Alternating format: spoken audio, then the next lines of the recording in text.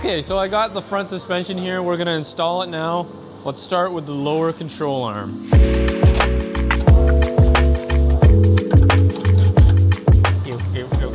Okay, now we're gonna install the knuckle. Full RX7 knuckle. These are not on the market yet, eh, Jack? Yeah, so this is a FD RX7 knuckle with a 350Z bearing boss on there. So you can put a 350 wheel bearing, 5x114. Cool little design.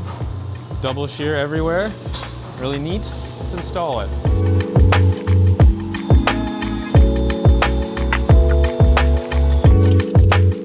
Okay, so I'm putting the coilover on. Give her the old reach around. I put the coilover on and we're gonna hook it up to the lower control arm. Because this is a double wishbone car, it hooks up to the lower control arm and not the knuckle, like a regular McPherson car, like a 240. Do you know what McPherson means, Jack? I'm asking, like, do you know, like, the difference between McPherson and double wishbone? Like how McPherson bolts to the knuckle and double wishbone bolts to the... Okay. I know that. Cool, man. Do you know it was invented by John McPherson in 1942? I did make that up.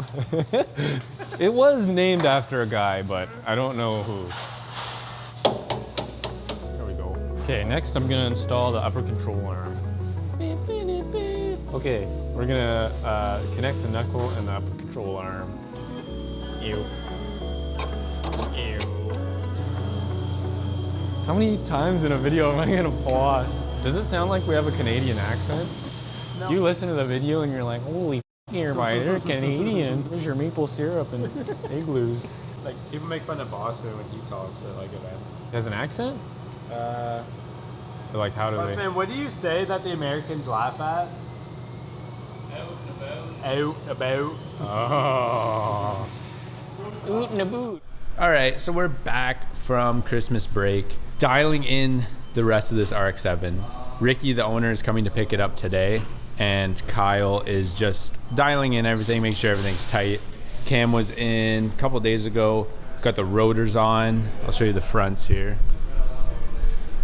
Got the rotors on, Willwoods with the brake calipers, full front kits on, and yeah, Kyle's just doing the back. Brake rotors are on there. Got the bearing on. Cool caliper setup. Kyle? Hey guys. Dude, you're just seeing an intro. Dude. Came in with the energy though. He did come in with big energy. Just got back from the gym. I have to scan up here where those targets are. You didn't take them off, right? Because we got to scan it for a sway bar. Okay, what is my goal for this morning is to get this thing ready to go. So this has to come off this dual caliper bracket.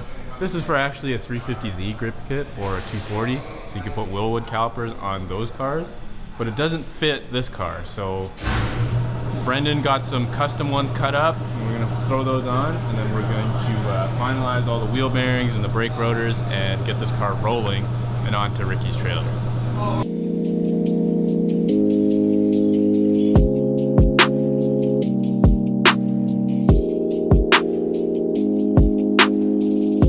Hey guys, this is the last video that we're going to be doing on the RX7 build. It's going to be picked up in the next few minutes, so we'll just go over the front kit.